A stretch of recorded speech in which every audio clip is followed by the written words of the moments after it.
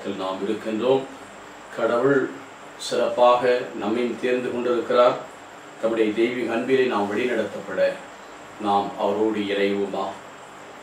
உயிருள்ள திருப்பலியாய் உடலை படைக்கின்றேன், உள்ளம் தந்து விட்டேன், என் உள்ளம் தந்து விட்டேன். உயிருள்ள திருப்பலியாய் உடலை படைக்கின்றேன், உள்ளம் தந்து விட்டேன், என்னையே தருகின்றேன். தகப்பனே தந்து விட்டேன், தங்கிவிடும் நிரந்தரமாய். தகப்பனே தந்து விட்டேன், தங்கிவிடும் நிரந்தரமாய். உயிருள்ள திருப்பலியாய் உடலை படைக்கின்றேன், உள்ளம் தந்து விட்டேன். உலக போக்கில் நடப்பதில்லை, ஒத்த வேஷம் தரிப்பதில்லை. உலக போக்கில் நடப்பதில்லை, ஒத்த வேஷம் தரிப்பதில்லை. என் மனம் புதிதாக வேண்டும், உம் திருச்சித்தம் புரிந்து வாழ வேண்டும். என் மனம் புதிதாக வேண்டும், உம் திருச்சித்தம் புரிந்து வாழ வேண்டும். தகப்பனே தந்து விட்டேன், தங்கிவிடும் நிரந்தரமாய். தகப்பனே தந்து விட்டேன், தங்கிவிடும் நிரந்தரமாய். உயிருள்ள திருப்பலியாய் உடலை படைக்கின்றேன், உள்ளம் தந்து விட்டேன். உள்ளத்தின் நினைவுகள் உமக்கு உகந்தவனாயிருப்பதாக, உள்ளத்தின் நினைவுகள் உமக்கு உகந்தவனாயிருப்பதாக. நாவின் சொற்களெல்லாம் ஏற்றவனாயிருப்பதாக, நாவின் சொற்களெல்லாம் ஏற்றவனாயிருப்பதாக. தகப்பனே தந்து விட்டேன், தங்கிவிடும் நிரந்தரமாய். தகப்பனே தந்து விட்டேன், தங்கிவிடும் நிரந்தரமாய். உயிருள்ள திருப்பலியாய் உடலை படைக்கின்றேன், உள்ளம் தந்து விட்டேன். ஆமாண்டவரே, உங்களுடைய உள்ளத்தையே கொடுக்கிறோம். நீர் எங்களை தயவாய் ஏற்றுக்கொள்ளும். உங்களுடைய ஆவியானவரை அனுப்பி எங்களை திடப்படுத்துவீராக. நீரே போதுமானவராயிருந்து எங்களை காத்துக்கொள்ளும். உங்களுடைய ஆசிரியையும் அருளையும் உங்களுடைய சமாதானத்தை எங்களுக்கு அளித்து என்றும் பாதுகாத்தரும். உம்மை நோக்கி நாங்கள் பார்க்கிறோம். வாழ்வு தாரும், வழி நடத்தும் நல்ல தகப்பனே, ஆமென். மார்க் நற்செய்தி 1வது அதிகாரம் 14 முடிய. யோவான் கைது செய்யப்பட்ட பின் கடவுளின் நற்செய்தியை பரிசாற்றிக் கொண்டு இயேசு கலிலேயாவுக்கு வந்தார். காலம் நிறைவேறிவிட்டது, இறையாட்சி நெருங்கி வந்து விட்டது.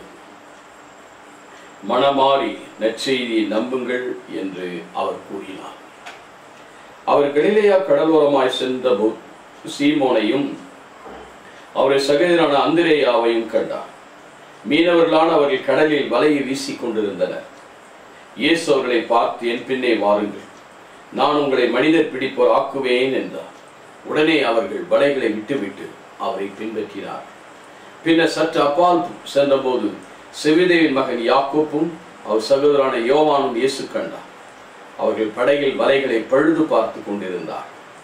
இயேசு உடனே அவர்களையும் அழைத்தார்.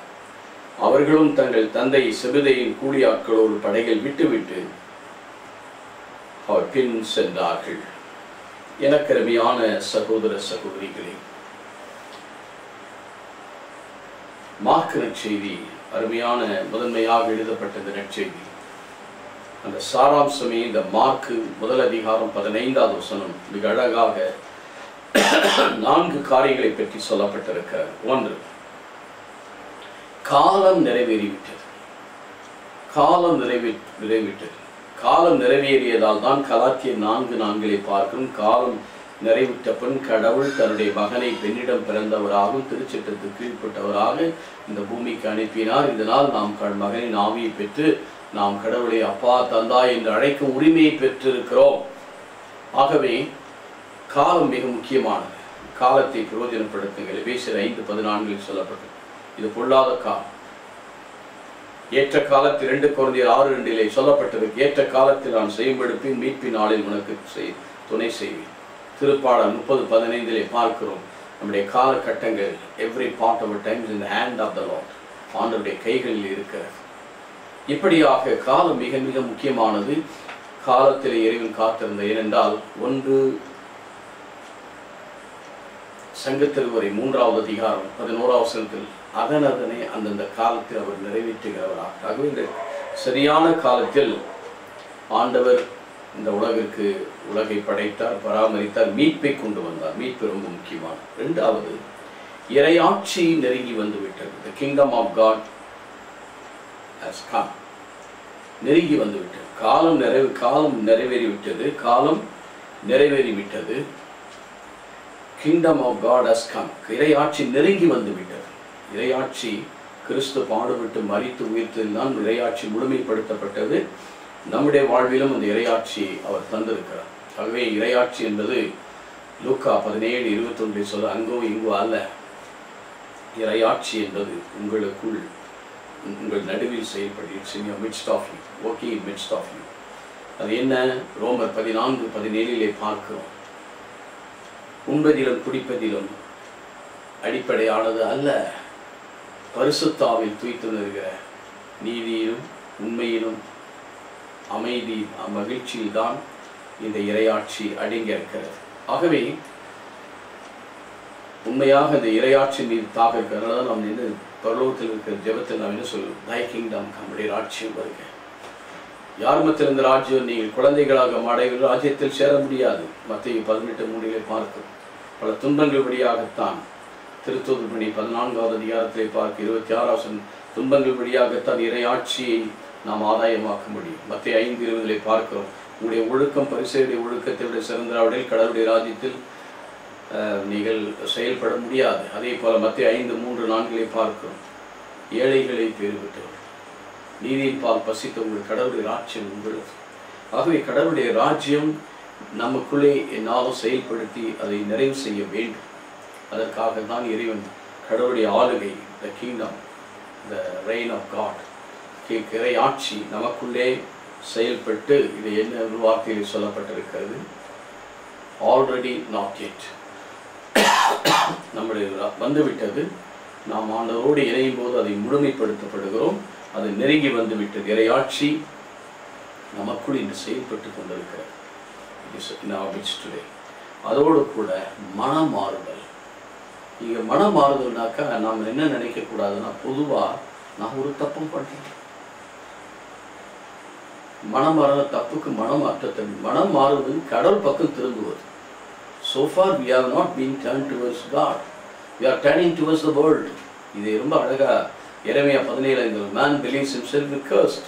மனிதனை நம்புவது, மனித பலவீனத்தை நம்புவது, இல்லை அறியாமல் இருப்பதே பாவம் தான். இன்னைக்கு அநேகம் பேர் ஆண்டவர் தான் மீட்பர், ஆண்டவர் தான் ரட்சகர், எல்லாருமே கடவுள், எல்லாருக்குமே இந்த ஆற்றல் உண்டு என்று சொல்வார். ஆனால் இதோ நம்முடைய வாழ்க்கையிலே செயல்படுகிறவர் ஆண்டவர், நமக்காக பாடுபட்டவர், நமக்காக மரித்தவர், நமக்காக உயிர்த்தவர், நம்மோடு வாழ்கிறவர். அதான் இறையாட்சி. மனமாற்றம் என்பது இந்த பக்கமாய் நாம் திரும்புவது. இன்னைக்கு நிறைய பேர் கோயிலுக்கு பக்தி இருக்கிறது. people are very pious. ரொம்ப they are devotees, not the disciples.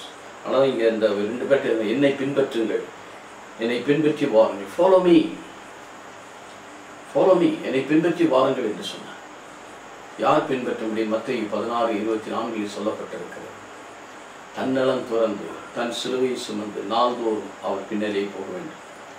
9:23 லூக்கா 9:23 சொல்லப்பட்டது. 16:24 சொல்லப்பட்டது. உலகத்தை ஆதாயமாக்கலாம், ஆன்மாவை இழப்பது என்ன? மத்தேயு 9 பார்க்கிறோம். மத்தேயு பார்த்து ஃபாலோ மீ, என்னை பின்பற்று, எல்லாத்தையும் விட்டுட்டு தான் வந்தார். இவங்களுக்கு இன்னைக்கு அழைத்தவர்களை கூட பாருங்கள், அவர்கள் படகுகளை வலை வீசி கொண்டிருக்கிறார், கடலிலே வலை வீசி கொண்டிருந்தார். they are casting their net, they are on the action. அப்போ சொல்றாரு பின்னால், இருங்க நான் வலை வீசிட்டு மீன் பிடிச்சிட்டு வரேன்னு சொல்றாரு. அதே மாதிரி அவர்கள் வலைகளை பழுது பார்த்து கொண்டிருக்கிறார்கள். they are mending their nets. அவருடைய பணி அதுக்காக தான் அழைக்கும். அப்போ என்ன பண்ணுறாங்க? சிறுதையனு கூலியாட்களை விட்டுட்டு they followed him. எங்கள் அப்பாவோட வரேன், எங்கள் அம்மாவோட வரேன், நாளைக்கு வரேன், இன்னைக்கு வரேன், அதெல்லாம் சொல்கிறார். they left everything and followed him. அதான் மனமாற்றம். மனமாற்றம் என்பது அவர் பின்னே செல்வது, இயேசுவின் பின்னே செல்வது. அதான் மிக முக்கியம். அதான் மனமாற்றம். மனமாறி நற்செய்தி நம்புங்கள். believe the gospel. gospel என்னென்றால் இயேசு ரட்சகர், இயேசு என் மீட்பர், இயேசு என்னோடு வாழ, அவரோடு உறவு கொள்வது தான் மனமாற்றம், நற்செய்தியை நம்புதல். faith. what is faith? எபிரேயர் 11:6 சொல்லுது. விசுவாசம் இல்லாமல் யாரும் கடவுளை பிரியப்படுத்த முடியாது. அவரை அணுகி செல்கிறவர்கள், ஒவ்வொரு திராஸ்னி அணுகி செல்வர் இருக்கிறார், நம்மோடு இருக்கிறார் என்றும் கேட்பவருக்கு தக்க கைமாறு தக்க கைமாறு. என்ன கைமாறு கொடுக்கிற? கடவுள் கொடுத்த கைமாறு என்ன? நாம என்ன செஞ்சோம்? ஒன்றும் இல்லை. கைமாறு என்ன தெரியுமா? அவருடைய பிள்ளைகளாக உங்களையும் என்னையும் தேர்ந்து கொண்டதுதான் விசுவாசம். விசுவாசித்தால் நீங்கள் தேவனுடைய மகிமையை காண், விசுவாசித்தான் கடவுளுடைய மக்களாகும் உரிமையை பெறுகிறோம். யோவான் நற்செய்தி 1:12. விசுவாசத்தினால் அன்றி கடவுளுக்கு என்னுடைய முன்னோர்களை பாருங்கள். எபிரேயர் 11 எல்லாத்தையும் சொல்லுவார், ஆபிரகாமில் இருந்து. ஆனால் இயேசு கிறிஸ்து விசுவாசத்தை துவக்கியவரும், விசுவாசத்தை வழிநடத்தினவரும், விசுவாசத்தை முடித்தவரும், அவர் மீது நம்முடைய கண்களை ஏறெடுக்க வேண்டும். அப்படி ஏறெடுக்கும் போது நமக்கு அவருக்கு உறவை ஏற்படுத்தும்.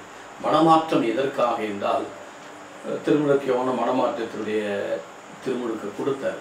பட் இயேசு கிறிஸ்து என்ன பரிசுத்தாவில் ஏன் திருமுழுக்கு கொடுத்தார்னா, நம்ம அவரோடு உறவை, பரிசுத்தாவை கொடுத்து நம்மோட உறவை ஏற்படுத்தி கொண்டார். உறவை ஏற்படுத்தி இன்னைக்கு கடவுளோடு நமக்கு உறவு இருக்கு. என்ன உறவு? இன்னைக்கெல்லாம் பார்த்தீங்கன்னா கோயிலில் இருக்கிறாரு, ஏதோ உறவில் இருக்கு, அந்த மாதிரி இல்லை. என் மூச்சும் பேச்சும் என் சிந்தனை கான்சியஸ் ஆஃப் ஜீசஸ்னஸ் என்றும் என்னில் செயல்படுகிறவராக இருக்கு. அதான் 1 யோவான் கடிதம் 3:1 1-2 சொல்லுவோம். நாம் அவர் இருப்பது போல அவர்களை காணும். நான் இருக்கும் இடத்தில் எனக்கு பணிவிடை புரிய, நான் இருக்கும் இடத்தில் பணியாளன் இருப்பான். என் தந்தை அவர்களுக்கு நன்றி கொடுப்பார். ஆகவே நண்பார்ந்தவர்களே, காலம் நிறைவேறிவிட்டது, ராட்சியம் வந்துவிட்டது. நாம் உண்மையிலே அவர் பக்கமாகிது. அது முதல் 2 காலம் நிறைவேறிவிட்டது, கடவுளுடைய ராஜ்யம், அது அவருடைய செயல்பாடு. நாம் மனம் திரும்பி நாம் என்ன செய்யணும்? அவரோடு உறவு ஏற்படுத்தி அவரோடு ஐக்கியமாக வாழும்போது அவரும் நானும் ஒன்றை என்று பேச சொன்னார்களவா? ஃபாதர் யோவான் 11 சொல்லுவார். அதே போல நாமும் கடவுளோடு இணைந்து அவரோடு செயல்பட்டு அவருடைய ஆற்றலோடு இந்த உலகத்தில் வாழ ஒப்புக் கொடுப்போமா? நேற்றும் இன்றும் என்று மாறாதைகள் நல்ல ஆண்டவரே, நீர் என்று செயல்படுகிறவராக இருக்கிறேன். உடைய தெய்வீக அன்பை எங்களுக்கு நிறைவாய் கொடுத்து, உமது ஆற்றலை கொடுத்து எங்களை தேற்று. நீர் எங்களை பரிசுத்தமாக்கும். நீர் விடுதலை கொடுத்து எங்களை ஆதரிப்பீரார். உண்மையே நம்பியிருக்கிறோம். நீர் எங்களுக்கு விடுதலை தார் ஆண்டவரே. உம்மை பின்பற்ற எங்களுக்கு உதவி தருகிறார். தொடர்ந்து ஆசீர்வதித்து பரிசுத்தமாகும். எல்லாவற்றையும் தாழ்த்தி ஒப்புக் கொடுக்கிறோம். இயேசுவின் நாமம் பிதா சுதன் பரிசுத்த ஆவியானவரே சந்திப்பாராக. ஆமென்.